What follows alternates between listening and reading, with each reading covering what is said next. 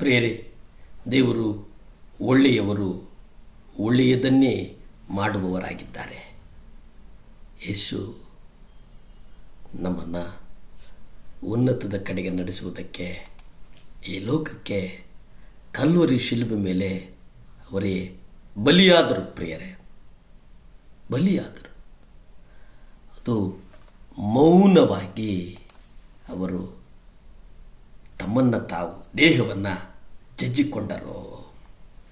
ಮತ್ತಾಯ ಪತ್ರಿಕೆ 11ನೇ ಅಧ್ಯಾಯ 12 ನಾವು ನೋಡುವುದಾದರೆ, ಇದಲ್ಲದೆ ಬ್ಯಾಪ್ತಿಸಮ್ ಮಾಡಿಸುವ ಯೋಹಾನನ ದಿನಗಳಿಂದ ಇದುವರೆಗೂ ಪರಲೋಕ ರಾಜ್ಯವು ಬಲಾತ್ಕಾರಕ್ಕೆ ಗುರಿಯಾಗಿದೆ ಮತ್ತು ಬಲಾತ್ಕಾರಿಗಳು ಅದನ್ನು ಹೊತ್ತಾಯದಿಂದ ತೆಗೆದುಕೊಳ್ಳುತ್ತಾರೆ. ಪ್ರಿಯರೇ, ಇದು ಬಲಪ್ರಯೋಗ ಮಾಡುವುದು ಯಾರು? ಮನುಷ್ಯರು.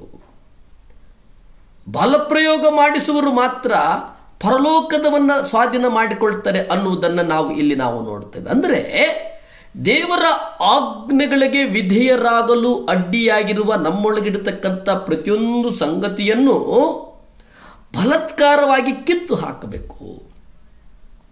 ನಾವು ನಮ್ಮ ವಿಧೇಯತೆಯನ್ನು ಸಾಬೀತುಪಡಿಸುವುದರದು ದೇವರ ದೊಡ್ಡ ಆಜ್ಞೆ.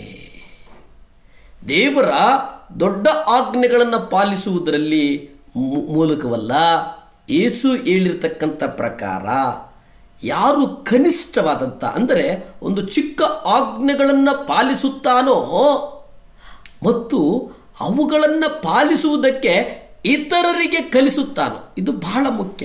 ಒಂದು ಆಜ್ಞೆಗಳನ್ನು ಪಾಲಿಸುವಂಥದ್ದು, ಎರಡು ಈ ಆಜ್ಞೆಗಳನ್ನು ಬೇರೆಯವರು ಪಾಲಿಸುವುದಕ್ಕೆ ಕಲಿಸುವಂಥದ್ದಿದೆಯಲ್ಲ, ಇದು ಬಹಳ ಮುಖ್ಯ. ಕಲಿಸುವಂಥದ್ದು ಅಂದರೆ ಅವನು ಪರಲೋಕ ರಾಜ್ಯದ ಶ್ರೇಷ್ಠನೆಂದು ಕರೆಯಲ್ಪಡುವನು. ಯಾರು ಕಲಿಸ್ತಾನೋ ಅವನು ಪರಲೋಕ ರಾಜ್ಯದ ಶ್ರೇಷ್ಠತೆಯನ್ನು ಅವನು ಮತ್ತೊಬ್ಬರಿಗೆ ಅದನ್ನು ರವಾನೆ ಮಾಡ್ತಾನೆ. ಪ್ರಿಯರೇ, ಮತ್ತಾಯ ಪತ್ರಿಕೆ 5ನೇ ಅಧ್ಯಾಯ 19 ನಾವು ನೋಡ್ತೇವೆ. ಆದ್ದರಿಂದ ಯಾವನಾದರೂ ಈ ಆಜ್ಞೆಗಳಲ್ಲಿ ಚಿಕ್ಕದಾದ ಒಂದನ್ನು ಮಾರಿ ಹಾಗೆಯೇ ಜನರಿಗೆ ಬೋಧಿಸಿದರೆ ಅವನು ಪರಲೋಕ ರಾಜ್ಯದಲ್ಲಿ ಅಲ್ಪನೆಂದು ಕರೆಯಲ್ಪಡುವನು. ಯಾವನಾದರೂ ಇವುಗಳನ್ನು ಕೈಕೊಂಡು ಬೋಧಿಸಿದರೆ ಅವನೇ ಪರಲೋಕ ರಾಜ್ಯದಲ್ಲಿ ದೊಡ್ಡವನೆಂದು ಕರೆಯಲ್ಪಡುವನು. ಪ್ರಿಯರಲ್ಲಿ ಗಮನಿಸಿ ಪ್ರಿಯರೇ, ನೀವು ನೋಡಿ, ಈ ವಾಕ್ಯದ ಅನುಗುಣವಾಗಿ ನಾವು ನೋಡುವುದಾದರೆ, ಯಾರು ಈ ಆಜ್ಞೆಗಳನ್ನು ಕೇಳಿ ಅನುಸರಿಸ್ತಾನೋ, ಅದನ್ನು ಬೋಧಿಸ್ತಾನೋ, ಅವನು ಪರಲೋಕ ರಾಜ್ಯದಲ್ಲಿ ಅಂದರೆ ಶ್ರೇಷ್ಠನಾಗ್ತಾನೆ. ಯಾರು ಮಾರಿಬಿಡ್ತಾನೋ ಈ ಆಜ್ಞೆಗಳನ್ನು,